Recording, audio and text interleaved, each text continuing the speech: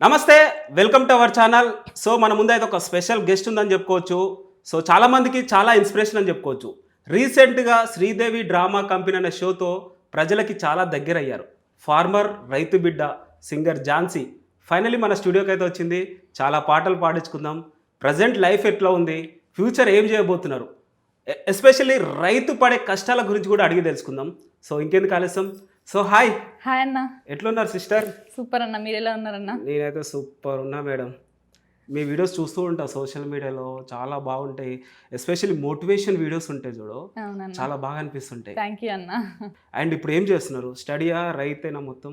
లేదన్న, నాది present PG complete అయింది, ఆర్గానిక్ కెమిస్ట్రీ. ఓకే, అటు వ్యవసాయం చేసుకుంటూ ఇటు స్టడీ కంటిన్యూ చేస్తున్నా అన్న. ఓకే, చాలా గ్రేట్ అని చెప్పుకోవచ్చు. థ్యాంక్ యూ అన్న. 2 పడవల ప్రయాణం అనుకోవచ్చు. అవునన్న. అండ్ లాస్ట్ వీడియోలో ఒక ఇంటర్వ్యూలో చూసాను మిమ్మల్ని. నేను ఒక రైతు బిడ్డని, రైతు పనే చేస్తా, నా వృత్తి వ్యవసాయమే, ఇంకేం లేదని చెప్పారు. ఇది ఏమాత్రం కరెక్ట్ అంటారు మరి? వ్యవసాయం చేస్తూనే ఇటు స్టడీ కంటిన్యూ చేస్తున్నా. రేపటి రోజు నాకు జాబ్ వచ్చినా కానీ నేనైతే వ్యవసాయం అయితే వదిలిపెట్టాను. ఇదైతే వాస్తవం. జాబ్ వస్తానైతే పక్కా, ఖచ్చితంగా కాన్ఫిడెన్స్ అవుతుందన్న. జాబ్ కొట్టడం మా డాడీ గోల్ అది. సో డాడీ కళ నెరవేర్చాలి. పీజీ కంప్లీట్ అయిందని అంటున్నారు. అవునన్న. సో పీజీ కంప్లీట్ అయ్యి ఇప్పుడు జాబ్ కి ట్రై చేస్తున్నారా, లేకపోతే ఇక్కడ రైతు పని మీద? అటు వ్యవసాయం చేస్తూ ఇటు ప్రిపేర్ అవుతున్నా. అండ్ చాలా వీడియోస్ చూస్తుంటాం. ఎస్పెషల్లీ రీసెంట్ ఒక ఫోటో చాలా వైరల్ అయింది. అది పొలంలో విత్తనాలు పెట్టి రైతు అని రాశారు కదా. సో అది ఎలా వచ్చింది థాట్? అసలు డిఫరెంట్ గా ఉంది. అది మా వృత్తి అదిగా అన్న. సో రైతు అని ఆ మొలకలతోనే అంటే అది మనం ఒడ్లు చల్లుతాం కదా, నారు పోస్తాం కదా, నారు చల్లిన తర్వాతకి కొన్ని ఒడ్లు దాచుకొని సైడ్కి ప్లేస్ ఉంటుంది కదా, ఆ మడిలో సైడ్కి రాసిన అనమాట నారు రైతు అని. సో బాగా వచ్చింది. Okay, super. థ్యాంక్ యూ అన్న. ఇంటర్వ్యూ స్టార్ట్ అయ్యే ముందు పాటతో స్టార్ట్ చేద్దాం. ఖచ్చితంగా అన్న. మంచి పాట రైతు గురించి. ఖచ్చితంగా అన్న. నాకు ఇన్స్టాలో బాగా పేరు తెచ్చిన పాట. నింగి నేల కలయిక, భూతల్లి ఎదలో కదలిక, భూతల్లి ఎదలో కదలిక, మొదలయ్యే మొలకల వేడుక, ప్రాణం పోసే ప్రాణానికి ప్రాణం పోసిన రెందరో, ఈ ప్రకృతికి పైలంగ పచ్చని రంగులద్దినదెందరో. ఈ సాంగ్ అన్న. సూపర్. ఎంత ఫీల్ ఉంది తెలుసా ఈ పాటలో, అసలు చాలా చక్కగా అనిపించింది. థ్యాంక్ యూ అన్న. అండ్ చాలా మందికి కన్ఫ్యూజన్ ఏంటంటే, సింగర్ ఝాన్సీ ఒక రైతు బిడ్డ కవిత గారిని కలవడం ఏంటి, కవిత గారి పార్టీలో చేరారా అని క్వశ్చన్ మార్క్ ఉంది. అవునన్నా, చాలా మంది నేను ఆ రోజు రీల్ అప్లోడ్ చేసినాక కూడా నువ్వు ఈ పార్టీలో జాయిన్ అయినావని చాలా మంది కామెంట్లో పెట్టిరు. సో పెట్టిన వాళ్ళందరికీ నేను సమాధానం కామెంట్ రూపంలో చెప్పలేను, కానీ ఈ వీడియో పరంగా అయితే చెప్తున్నా అన్న.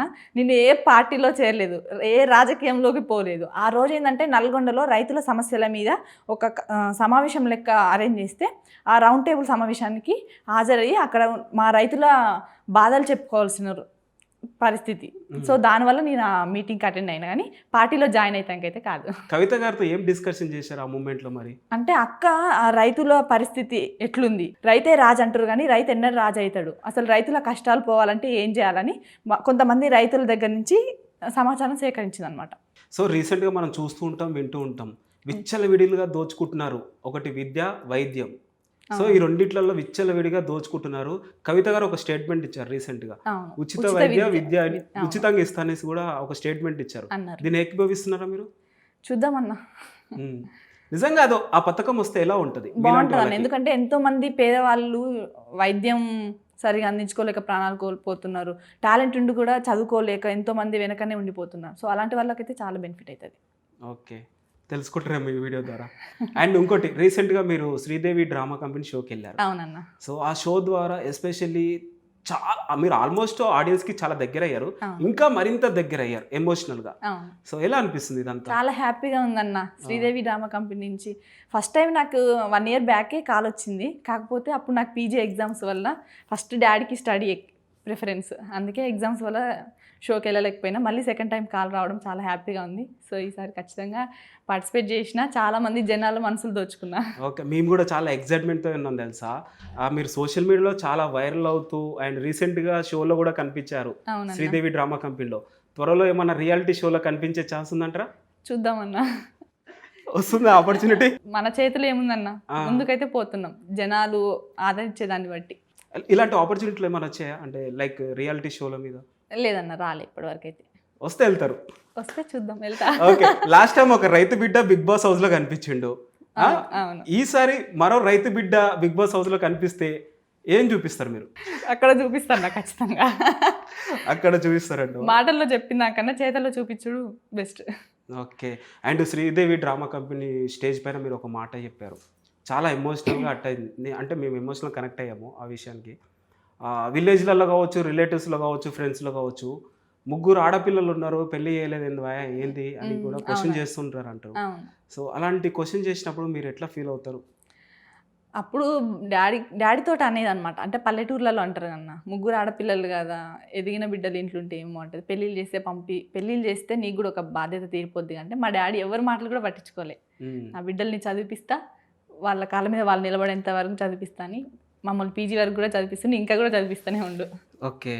నిజంగా ఏ పేరెంట్స్ ఇలాంటి డెసిషన్ తీసుకోరు. రీసెంట్గా మా సిస్టర్ మ్యారేజ్ అయినప్పుడు కూడా మేము చాలా ఎమోషనల్ అనిపించింది. ఎందుకంటే నిత్యం మేము ఇంట్లో కొట్లాడుకుంటుంటాం, మాట్లాడుకుంటుంటాం ప్రతిసారి. సో అలాంటిది మా డాడీకి మా మమ్మీ కూడా పెళ్లి అయ్యారా, ఇంత పెద్దగా అయినారండి. స్టిల్ నాకు ఎప్పుడు పెళ్లి కాలేదు, మా సిస్టర్కి పెళ్లి కాలేదు అనేసి కూడా ప్రతి ఒక్కరు ప్రశ్నించేవాళ్ళు. ప్రతిరోజు ఇట్లా డిస్కషన్ చేసేవాళ్ళు, అరే వాళ్ళు ఇట్లా అన్నారు, వీళ్ళు ఇట్లా అన్నారు అనేసి. ఫైనలీ పెళ్లి చేసాం తెలుసా. ఆ నలుగురు ఏమనుకుంటారేమో అని ఫైనలీ పెళ్లి చేసుకున్నాం. నలుగురి కోసం పెళ్లి చేసాం. చాలా ఎమోషనల్ అనిపించింది ఇంట్లో నుంచి వెళ్ళిపోయినప్పుడు మా సిస్టర్. తప్పదు కానీ ప్రతి ఆడపిల్లకు. అందరు అమ్మాయిల కోసం మీకు ఇష్టమైన పాట అంటే ఇది ఒక మా ఆడియన్స్కి. ఇప్పుడు పెళ్ళి టాపికే వచ్చింది కన్నా, ఆ ఆడబిడ్డని అత్తగారింటికి పంపించేటప్పుడు, జర యాదిలుంచుకోవే బిడ్డ, అడుగు పెడుతున్న దత్తోరిల్లు, జర ఓపిక తెచ్చుకో బిడ్డ, ఆడ బతకాలి నిండా నూరెళ్ళు.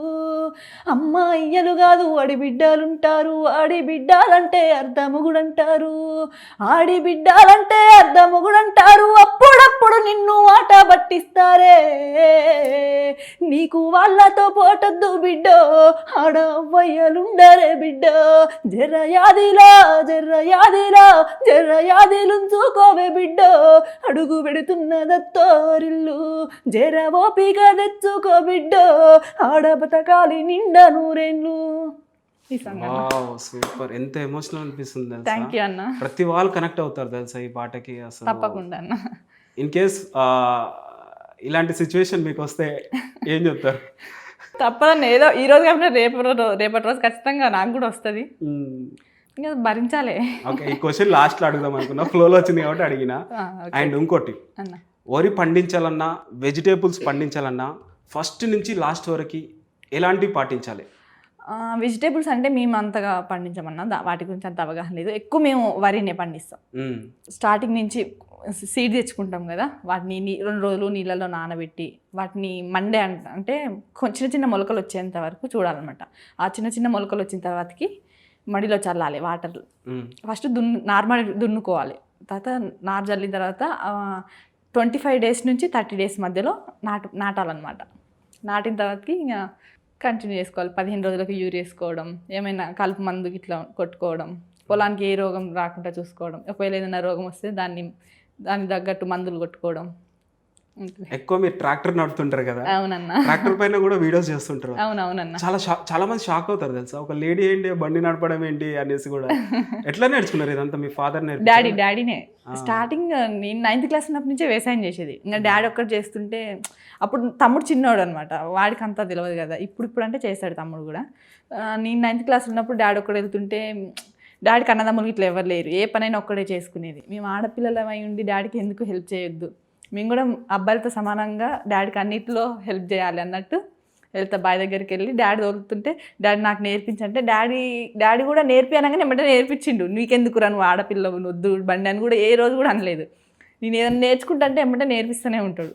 సో అట్లా కంటిన్యూ చేసిన. మీలో పట్టుదల ఉంది కాబట్టి నేర్పిస్తున్నారు, అందుకే ఈజీగా నేర్చుకుంటున్నారు. అవునన్నా. అండ్ ఇంకోటి, ఇది ఎమోషనల్ అని చెప్పుకోవచ్చు. రీసెంట్గా రైతు గోస, వరి చేతికి వచ్చిన సమయానికి వర్షాలు పడి వడ్లన్నీ ఖరాబ్ అయినాయి. అవునన్నా. ఈ సిచ్యువేషన్ గురించి ఏం చెప్తారు మరి?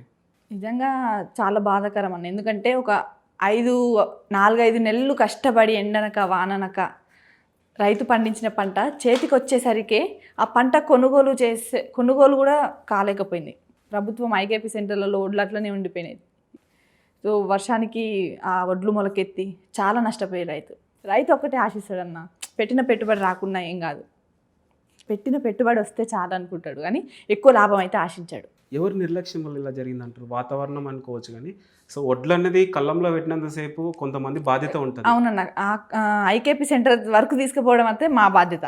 అది వర్షం వచ్చినా రాకపోయినా కానీ అక్కడి వరకే తీసుకొచ్చినాం. ఆ భూమి నుంచి పండించడం వరకు మా బాధ్యత. తర్వాత ఐకేపీ సెంటర్లో కొనాల్సిన బాధ్యత అయితే గవర్నమెంట్దే కదన్న. కొంచెం తొందరగా కొంటే బాగుండని అనుకున్నా. ఓకే.